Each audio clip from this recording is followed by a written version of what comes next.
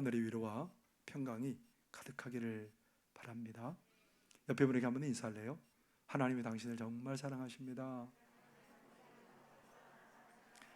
하나님께서 당신을 지키시기를 바랍니다.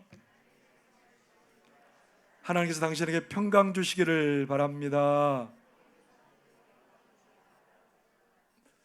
그렇게 되기를 바랍니다.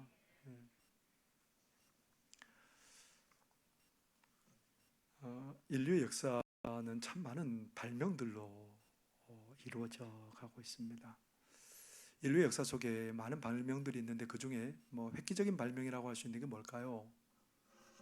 아마 바퀴의 발명이지 않을까 그런 생각을 합니다.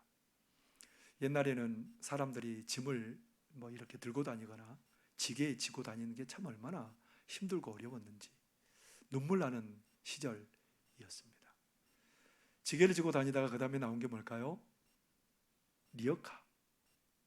리어카가 나와서 거기에 사람들이 짐을 많이 싣기도 하고 또 사람들이 빨리 이렇게 달릴 수 있기도 하고, 리어카가 나온 다음에 그 다음에 뭐가 나왔을까요? 경운기가 나와서 사람과 짐승이 끌어야 되는 것을 이제 기계로 끌으니까 얼마나 편하고 또 얼마나 많이 짐을 실을 수 있는지 몰라요. 그래서 경운기가 나오더니 그 다음에 트럭이 나와서 마음껏 이렇게 짐을 싣고 운송 수단이 점점 더 발달해 가는 것을 우리가 보게 됩니다. 바퀴 때문에 비행기도 생기고요, 바퀴 때문에 기차도 생기고요. 근데 여러분, 아무리 좋은 비행기, 아무리 좋은 경운기 그런 게 있을지라도 바퀴가 온전하지 않으면 절대로 소용이 없습니다. 한쪽 바퀴가 터져버렸거나 그러면 여러분, 아무리 좋은 세계 최고급 차라도 그게 소용이 없잖아요. 리어카 끌어보셨어요? 한쪽 바람 타이어 다 빠지고 한쪽만 온전해지면 이 리어카가 잘 나가던가요? 네. 이 바퀴가 어느 한쪽이 잘못되면 이게 잘 갈 수가 없습니다. 또 그리고 만약에 한쪽 바퀴는 큰데 한쪽 바퀴면 이만해요. 어떻게 될까요? 잘 가죠? 어떻게 하셨어요? 아무리 해도 제자리에서 빙글빙글 돌고 말지요. 그러니까 바퀴라는 것은 두 개 다 정상이어야 되고 균형이 맞아야 많은 짐도 실을 수 있고 목적지에 갈 수 있는 겁니다. 최근에 어떤 분과 마주해서 식사할 기회가 있었습니다. 그분은 학교 문턱에도 가보지 못했어요. 20몇 년 전에 그분이 90만 원을 받고 일을 시작했답니다. 20몇 년 됐으면 그렇게 오래된 건 아니잖아요. 그런데 그때 90몇만 원을 받고 90만 원 정도를 받고 일을 시작했는데, 그분의 일은 회사에서 부르면 언제든지 달려와야 돼요. 공휴일도 없어요. 그래서 언제든지 달려와서 일을 해야 되는 그런 상황에 있는 분입니다. 그리고 이분은 매일 만나는 사람들이 늘 달라요. 매일 만나는 사람들이 다르고, 그렇기 때문에 이분은 늘 새로운 마음으로, 내가 처음 마음을 잃지 않기 위해서 그들을 만날 때마다 새로운 마음으로 그렇게 일을 한다고 합니다. 그런데 그분을 보면서 저분이 왜 저렇게 행복해 보일까? 왜 저렇게 삶에 만족이 있을까? 근데 그분은 늘 그런 생각을 한대요. 내가 금년은 지금도 많이 오르지 않아서 적지만 봉사한다고 생각한대요. 그리고 내가 지금 이 일을 할 수 있는 게 너무너무 감사하대요. 그리고 이분은 항상 새로운 사람을 만날 때마다 내가 처음에 먹었던 마음을 안 잊어야지, 이렇게 살아왔기 때문에 20년을 넘게 살아오면서도 그냥 그렇게 잘 살아올 수 있었답니다. 뭐 때문에 그래요? 그 사람은 삶의 바퀴가 잘 굴러갔기 때문에 그렇습니다. 늘 감사가 마음에 있었고요. 그리고 늘 그 감사를 새롭게 하는 새로운 결단이 있었기 때문에 그 두 바퀴가 삶을 잘 지탱하고 굴려갈 수 있도록 했던 거죠. 여러분, 신앙에도 바퀴가 있다는 거 아세요? 신앙생활을 잘하는 사람, 하나님께서 기뻐하는 신앙생활하는 사람, 그런 사람이 있는가 하면 신앙생활이 너무너무 버겁고 너무너무 힘든 사람도 있습니다. 도대체 뭐 때문일까요? 어떤 사람은 잘 달려갑니다. 행복해야 합니다. 버거워도 전혀 버겁지 않게 생각하고 달려갑니다. 어떤 사람은 조금만 어려움이 와도 힘들고 제자리에서 맴맴 돌고 그런 사람도 있습니다. 뭐 때문일까요? 신앙에도 두 바퀴가 있다는 겁니다. 오늘 그 두 바퀴를 잘 굴러가게 했던 사람을 우리에게 소개하고 있습니다. 누굴까요? 사도 바울입니다. 많은 평신도들이 마음에 정말 존경하고 사모하는 사람이 있다고 하면 사도 바울을 많이 들 겁니다. 많은 선교사님들이 본보기로 삼고 있는 사람 되라고 하면 사도 바울을 들 겁니다. 사도 바울도 우리와 똑같이 연약한 사람이에요. 그도 아픔을 느끼는 사람이었고요, 때로는 좌절할 수 있는 사람이었고요, 고통 중에는 괴로워할 줄 아는 사람이 사도 바울이에요. 우리와 다른 사람이 아니에요. 우리와 똑같아요. 그런데 그가 왜 한결같은 믿음으로 달려갈 길을 다 가고 그렇게 우리가 사모하는 믿음의 경주를 다 할 수 있었을까요? 그가 건강한 두 바퀴를 가지고 있었기 때문에 그렇습니다. 오늘 사랑하는 성도 여러분, 믿음의 경주를 잘하고 싶으세요? 잘 달려가고 싶으세요? 네 사람만 그런 것 같아요. 다 달려가고 잘 달려가고 싶죠. 그런데 그러려면 그걸 다 원하지만 신앙의 두 수레바퀴가 건강해야 된다는 겁니다. 그 첫 번째 그 바퀴는 뭘까요? 그것은 하나님이 베푸신 구원의 은혜에 지금도 감격하고 내 생명 다할 때까지 감격하고 살아가느냐, 여기에 달려있다라는 겁니다. 사도 바울은 바리새인입니다. 바리새인은 율법에 정통한 사람이고 율법을 잘 지켜나가는 사람입니다. 그래서 유대인들은 그런 바리새인들만 만나면 고개를 숙일 수밖에 없어요. 경건한 사람들이기 때문에, 하나님을 사랑하는 사람들이기 때문에. 그런데 이 경건한 바리새인들에게 가시와 같은 존재들이 출현했습니다. 어떤 사람들이냐면 십자가에 못 박혀 죽은 예수가 하나님의 아들이래요. 글쎄, 십자가에 못 박혀 죽은 예수가 메시아고 구원자래요.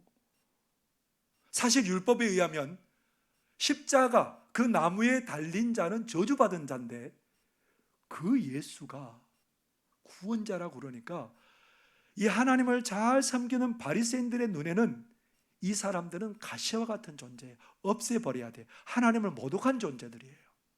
그래서 사도 바울이 하나님을 얼마나 사랑하게요. 그래서 그 예수를 전하는 사람들을 잡아다가 옥에 가두기도 하고 죽음에 넘겨주기도 하고, 그래서 사도 바울이 제일 먼저 그렇게 사람을 죽게 했던 사람이 누구죠? 스데반을 죽이는데 앞장섰던 사람이 바울이에요.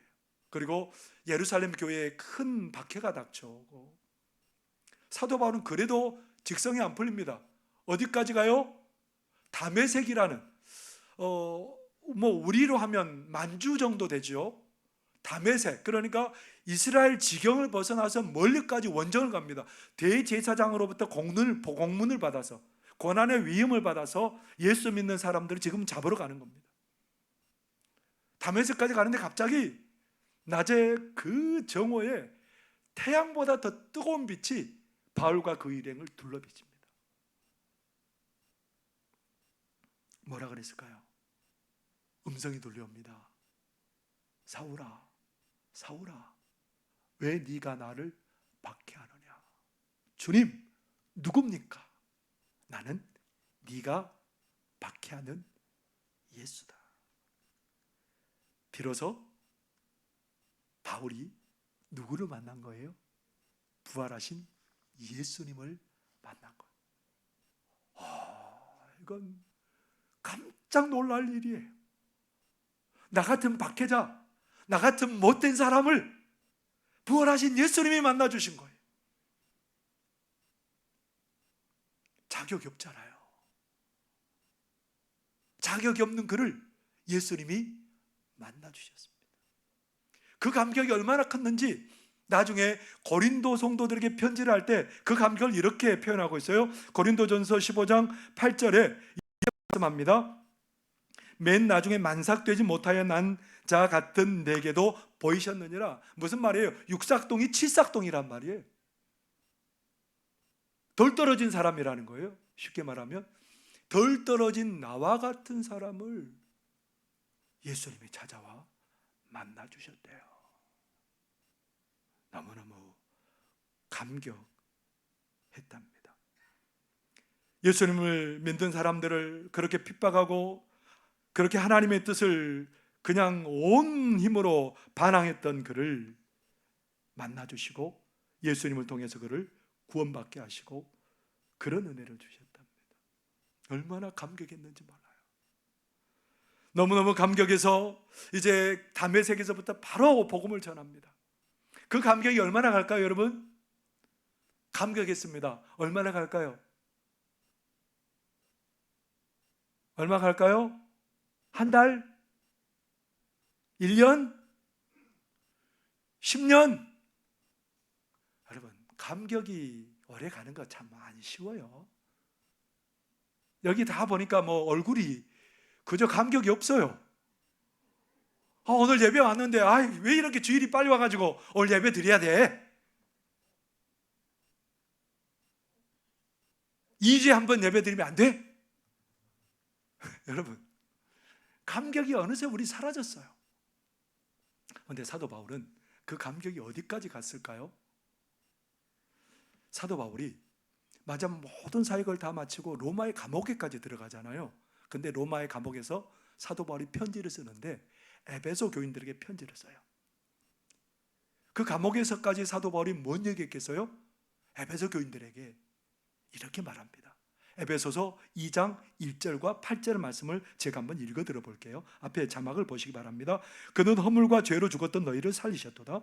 너희는 그 은혜에 의하여 믿음으로 말미암아 구원을 받았으니 이것은 너희에게서 난 것이 아니요 하나님의 선물이라. 허물과 죄로 죽은 우리들이었습니다, 여러분. 우리는 하나님의 구원의 길이 아니면 우리는 구원받을 수 없었던 우리들이었습니다. 그런데 하나님이 우리를 구원해 주셨습니다. 이런 얘기를 지금 사도 바울은 너무너무 감격에 겨워서 그 편지를 쓰고 있는 거예요. 어디에서까지 그 감격을 잃지 않고 살고 있는 겁니까? 감옥에서까지. 그의 일생이 거의 막바지에 이르렀는데 그때까지 감옥에서도 그는 그 기쁨을, 구원의 감격을 놓치지 않고 살아가고 있었다는 겁니다. 여러분, 오늘 우리는 더 적은 은혜 받았습니까? 허물과 죄로 죽은 우리들이잖아요. 구원의 길을 몰랐던 우리들이잖아요. 우린 다 죄 때문에 하나님의 영광에 이르지 못하던 사람들이고 죄와 허물로 죽어버린 사람들이고 우린 죄의 삭스로 사망에 이를 수밖에 없는 그런 사람들이 우리들이잖아요. 하나님의 영광 생각도 못하는 사람들이고 땅에 머물러 살다가 땅의 것으로 그렇게 매여 살다가 결국은 어떻게 될까요? 뿌리 뽑힌 나무와 같은 존재로처럼 살 수밖에 없었던 우리들이에요. 나무 뿌리 뽑히면 그 양분 다 하고 나면 다 말라서 결국은 불쏘시개로 쓰임받을 수밖에 없잖아요. 우리의 인생이 그랬어요. 결국은 우리가 지옥 형벌을 못 면할 그런 사람들이었는데 예수님을 믿고 구원받고 하나님의 자녀가 되고 하나님의 놀라운 복에 참여하고 하늘에 참여한 자들로 하나님이 우리를 살게 하셨지 않습니까? 사도 바울은 그 감격이, 나를 구원한 그 감격이 계속해서 이어지고 있어요. 오늘 사도행전 여러분 잘 보셨을 텐데요, 사도행전 읽으면서 이 다메섹 사건이 몇 번 언급되고 있는 줄 아세요? 몇 번 언급되고 있을까요? 세 봐야 되죠? 몇 번일까요? 3번 언급되고 있습니다. 사도행전 9장에 보면 처음에 사도 바울이 다메섹에 들어갔을 때 그렇게 예수님이 그를 만나주신 사건이고요. 두 번째 또 사건이, 이 다메섹 사건이 소개되고 있는데 사도 바울이 3차 전도여행을 마치고 구제연금을 다 걷어가지고 예루살렘에 올라왔는데 유대인들이 죽이려고 그러는 거예요. 그때 사도 바울이 거기에 모인 자기를 죽이려고 하는 사람들에게 뭘 했냐면 이 다메섹 사건을 얘기해요. 나도 사실 예수 믿는 사람 핍박했는데 그 예수님이 나를 만나 주시고 구원해 주셨다. 그 감격이 지금 어디까지 왔어요? 그 감격이 지금 모든 선교 여행을 마칠 때까지 온 거예요.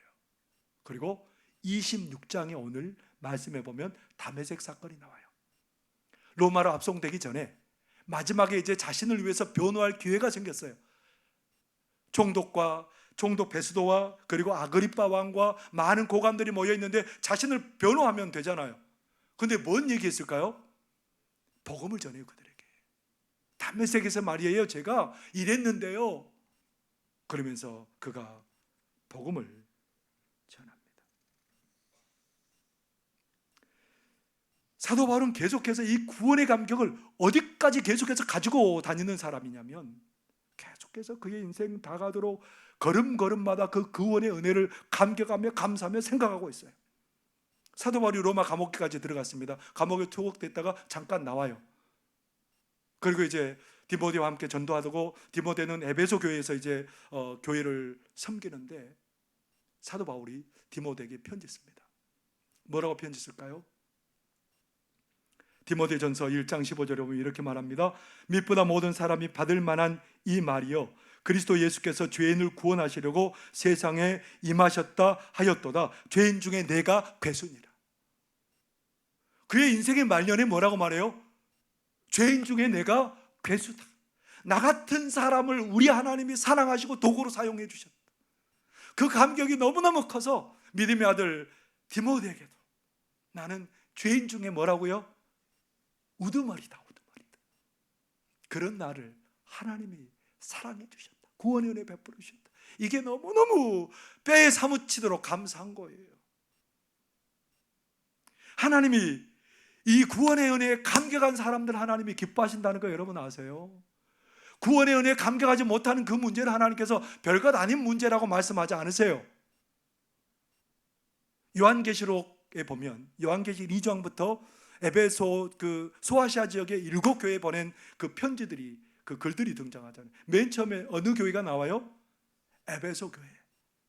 에베소 교회를 향해서 하나님이 칭찬하고 또 책망하는데, 에베소 교회를 칭찬하면서 여러 가지 칭찬하지만 책망하면서 제일 먼저 언급한 게 뭘까요? 요한계시록 2장 4절의 말씀입니다. 그러나 너를 책망할 것이 있나니 너의 처음 사랑을 버렸느니라. 뭘 버렸다고요? 무슨 말이냐면 이 구원의 감격을 잃어버렸기에 하나님도 못 사랑하고 사람도 못 사랑하게 됐다는 거예요. 마음이 식어버렸다는 거예요. 뭘 잊어버렸기 때문에 그렇게 됐다는 거예요? 구원의 감격을 잊어버린 거예요. 그 은혜를 망각해버린 거예요. 뭐라고 그랬을까요? 촛대로 옮겨버리게 됩니다. 교회로 옮겨버리게 됩니다. 구원의 감격을 잃어버린 게 별것 아닌 게 아니라 이만큼 심각하고 큰 문제라는 겁니다. 존 뉴턴이라는 분이 있습니다. 이분이 흑인 노예들을 사고 파는 그 무역업에 종사하고요. 이 사람은 술 먹고 방탕하고 그리고 뭐 여러 가지 나쁜 짓을 많이 일삼았습니다. 23살 때 이제 선착장에 배를 대고 내리려고 하는데 술 먹은 것도 아닌데 마치 술 먹은 것처럼 몸을 가눌 수가 없습니다. 우울감이 그를 뒤덮습니다. 죄책감에. 그러한 것들이 마음이 편하지 않아서 결국은 그러한 어려움이 그에게 찾아와요. 그런 어려움 중에 나중에 큰 풍랑을 만나서 그때 하나님이 그를 만나주세요. 그러면서 그가 구원받은 감격으로 인해서 뭘 하게 되냐면 낮에는 일하고 밤에는 신학 공부를 하게 돼요. 16년 동안. 그리고 그가 안수를 받고 목회자가 됩니다. 너무너무 그 은혜가 감격하고 하나님이 나를 구원해 주신 그 은혜가 너무 커서 그가 지은 찬송시가 뭔 줄 아세요? 나 같은 죄인 살리신. 찬송 305장이에요. 많은 가수들이 부르는 Amazing Grace. How sweet the sound. 그 가사를 읽어보면 그렇습니다. 나 같은 죄인 살리신 주 은혜 놀라워. 잃었던 생명 찾았고 광명을 얻었네. 큰 죄악에서 건지신 주 은혜 고마워. 나 처음 믿은 그 시간 귀하고 귀하다. 이제껏 내가 산 것도 주님의 은혜라. 또 나를 장차 본향에 인도해 주시리. 거기서 우리 영혼이 주님의 은혜로 해처럼 밝게 살면서 주 찬양하리라. 왜 그가 믿음의 길을 잘 달려갈 수 있었을까요? 왜 그의 삶이 바뀔 수 있었을까요? 그의 삶에는 뭐가 있어요? 구원의 감격이 있었기 때문에 그렇습니다. 날마다 십자가 바라보지 않으면 그 감격을 잃어버릴 수 있습니다. 여러분, 날마다 십자가 바라보시기 바랍니다. 나를 위해서 피 흘리신 주님의 그 보혈의 공로를 늘 바라보실 수 있기를 바랍니다. 그래서 오늘도 구원의 은혜에 감격하고 내일도 구원의 그 은혜에 감격하고 우리의 생명이 다하는 날까지 구원의 은혜에 감격하며 살아가는 그런 믿음의 사람들이 되어야 될 줄 믿습니다. 이게 건강한 수레바퀴의 하나예요. 또 다른 수레바퀴는 뭘까요? 구원의 은혜에 감격하고 그 은혜에 응답하며 살아가는 삶입니다. 오늘 예수님께서 사도 바울을 구원하시고 사도 바울에게 뭘 주시냐면 사명을 주십니다. 오늘 사도행전 26장 16절에서 18절에 이렇게 기록하고 있죠. 일어나 너의 발로 서라. 내가 내게 나타난 것은 곧 내가 나를 본 일과 장차 내가 내게 나타날 일에 너로 종과 증인을 삼으려 함이니 이스라엘과 이방인들에게서 내가 너를 구원하여 그들에게 보내어 그 눈을 뜨게 하여 어둠에서 빛으로 사탄의 권세에서 하나님께로 돌아오게 하고 죄 사함과 나를 믿어 거룩하게 된 무리 가운데서 기업을 얻게 하리라 하더이다. 하나님이 바울에게 사명 주셨어요. 구원의 감격이 너무너무 큰데 그 다음에 한 일이 뭘까요? 그 다메섹에서 바로 복음을 전해요. 그리고 사람들이 핍박해서 광주리를 내려서 성에서 강주리를 타고 도망해요. 그때부터 시작입니다. 사도 바울은 계속해서 구원의 감격에서 거기에 이끌려 살아요. 언제까지요? 그의 호흡이 닿을 때까지. 3차 전도여행을 마치고 밀레도에서 에베소 장로들을 불러다가 그가 눈물로 고별 설교를 합니다. 뭐라 그랬을까요? 사도행전 20장 24절에 이렇게 말합니다. 내가 달려갈 길과 주 예수께 받은 사명 곧 하나님의 은혜의 복음을 증언하는 일을 마치려 하면은 나의 생명조차 조금 더 귀한 것으로 여기지 아니하노라. 뭐예요? 감동하고 거기에 감격해서 내가 응답하는 삶을 살아가고 있다라는 겁니다. 사도 바울이 편지를 썼는데 많은 사람들이 또 이상해요. 나 이제 구원받았으니까 됐어. 나는 이제 아무것도 하지 않아도 돼. 도덕 폐기론자들입니다. 이제 나 구원받았는데? 나 구원받은 것으로 족한 거 아니야? 됐어. 그렇게 하는 사람들이 많았다는 거예요. 근데 사도 바울은 로마 교인들에게 편지를 쓰면서 뭐라고 말해요?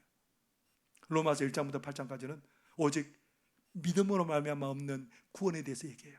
구원의 감격을 얘기하죠. 그리고 로마서 12장부터 16장까지 뭘 얘기해요? 그러므로 은혜로 구원받은 너희들은 그러므로 이렇게 살아야 된다라는 것들을 얘기를 하고 있죠. 로마서 12장 1절에서 2절까지 뭐라고 말씀하실까요? 그러므로 형제들아 내가 하나님의 모든 자비하심으로 너희를 구원하노니 너희 몸을 하나님이 기뻐하시는 거룩한 산 제물로 드리라. 이는 너희가 드릴 영적 예배니라. 너희는 이 세대를 본받지 말고 오직 마음을 새롭게 함으로 변화를 받아 하나님의 선하시고 기뻐하시고 온전하신 뜻이 무엇인지 분별하도록 하라. 사도 바울이 그렇게 잘 달려갈 수 있었던 이유는 뭐예요? 구원의 감격이 있었고 또 한 바퀴는 뭐예요? 그 감격에 응답하는 삶을 사는 믿음의 두 수레바퀴가 건강하게 돌아갔기 때문에 그가 믿음의 길을 잘 달려갈 수 있었답니다. 이희훈 목사님이 계세요. 이분이 소년원 출신의 무위탁 제소자들과 함께 이렇게 하면서 목회를 시작했습니다. IMF가 찾아왔어요. 자기가 운영하는 어린이집을 처분해서 노숙인 쉼터로 만들어서 노숙자들과 함께 생활을 합니다. 그리고 이번에 2004년도에는 후원하는 교회 없이 인도로 선교를 간 거예요. 인도에는 우리가 아는 것처럼 계급 제도가 있잖아요. 근데 가장 천한 사람들은 뭐라고 말하냐면 불가촉 천민들, 접촉할 수조차 없는 그런 사람들이라고 얘기하잖아요. 근데 이 이훈 목사님이 그들과 함께 먹고 자고 동고동락하면서 그들의 눈을 바꿔주기를 원해요. 어떻게 바꿔주기를 원하냐면 너희들은 천민 계급이 아니라 하나님의 형상으로 지으신 하나님의 피조물들이라는 거예요. 하나님이 존귀하게 여기는 사람들이라는 거예요. 그 눈을 열어주기 위해서 그들과 함께 동고동락하면서 함께 생활해 갑니다. 20년 선교 작정하고 갔는데 20년 못 채웠어요. 2017년에 추방을 당하는 바람에 못 채웠습니다. 근데 그가 뿌린 씨앗들이 인도 땅에서 열매 맺고 있답니다. 인도가 경제가 발전하면서 많은 기독교인들이 그렇게 인도 땅에 생겨나고 있답니다. 그리고 그는 지금 뭐 할까요? 지금 그는 노숙인 사역을 하고 있습니다. 예수맘 행복교회. 그 교회를 열어서 지금 새벽 예배는 순화공원에서 매일 새벽 예배를 드리고요. 주일엔 남대문 시장 근처에서 주일 예배를 드린답니다. 쉽지 않대요. 노숙인들은 약속을 해도 안 지킨대요. 그리고요, 노숙인들한테 가서 얘기하려면 언제든지 퇴짜 맞을 각오하고 가서 만나야 된대요. 그러니까 마음이 얼마나 어렵겠어요. 그런 사람들을 만나려고 하니 가슴이 두근거리죠. 아이고, 안 만나고 싶은데, 안 가고 싶은데. 그 와중에 친구가 그런 제안을 했대요. 우리 함께 교회 개척하자. 거절했답니다. 이 사역이 어려움을 알면서도 그걸 거절하고 이 길을 택하고 살아가는 거예요. 노숙인들을 가만히 보니까 노숙인들이 이제 노숙하다가 힘들면 어디로 들어가냐면 쉼터에 들어갔다가 좀 힘들면 독서실, 요즘 그런 곳 있잖아요. 쪽방, 그런 데 들어갔다가 또 다시 노숙인으로 전락하는 그런 쳇바퀴 도는 것처럼 그렇게 계속해서 반복하는데, 그는 뭐라고 말하냐면요, 그들이 그 고리를 끊을 수 있는 유일한 방법은 부활하신 예수님을 만나 대속의 은혜를 깨닫는 데 있답니다. 구원을 받은 감격이 그런 삶에서 벗어나게 한대요. 그래서 그는 구원을 받은 감격이 얼마나 큰지 알고 있어요. 그것을 알고 있기에 그의 사역 내내 하나님이 기뻐하는 일에, 힘들지만 하나님이 기뻐하는 일에 자신을 드릴 수 있었던 거지요. 구원의 감격이 그들을 그렇게 사명 감당한 길로 계속해서 이끌어 주게 했던 겁니다. 목사님에게 앞으로 계획을 물었더니 그는 이렇게 대답합니다. 자막을 보실래요? 글쎄 모르겠습니다. 그저 말씀과 기도로 순종하고 실천하며 하루하루 살아갈 뿐입니다. 말씀과 기도로 순종하면서 하루하루 살아가는 것 뿐입니다. 그에게는 뭐가 있기 때문에 이 긴 세월을, 고난의 세월을 잘 달려올 수 있었을까요? 구원의 감격이 있었기 때문입니다. 구원의 감격에 머무르지 않고 하나님께 그 감격으로 응답하여 드리는 그 삶이 멋진 믿음의 경주를 잘 경주하게 하였습니다. 여러분, 고난 없는 영광은 없습니다. 고난의 때를 지나야 영광의 자리에 서게 되는 거지요. 그 삶은 다른 데서 나오지 않습니다. 건강한 두 수레바퀴를 가진 사람은 그 자리에 이를 줄 믿습니다. 그 하나는 구원에 감격하는 것이고, 구원의 감격에서 나를 응답의 자리로 내어 모는 그 사람이 아름다운 믿음의 경주를 하게 될 줄 믿습니다. 신앙의 건강한 두 수레바퀴를 장착하고 믿음의 길을 잘 달려가는 그런 믿음의 사람들이 되시기를 바랍니다. 기도하겠습니다. 사랑하는 하나님 아버지, 고맙고 감사합니다. 나 같은 죄인 살리신 주 은혜 놀라워. 하나님, 우리가 날마다 그 구원의 은혜에 감격하며 살게 하여 주시옵소서. 하나님, 구원받은 우리가 하나님 구원받은 백성답게 그 은혜에 응답하며 살아가는 그런 우리들 되게 하여 주옵소서. 사명 감당하며 살게 하여 주시고 하나님의 기쁨 되어 살아가는 우리의 삶을 거룩한 산제물로 드리며 살아가는 우리들 되도록 도와 주옵소서. 예수님 이름으로 기도하옵나이다. 아멘. 찬송 313장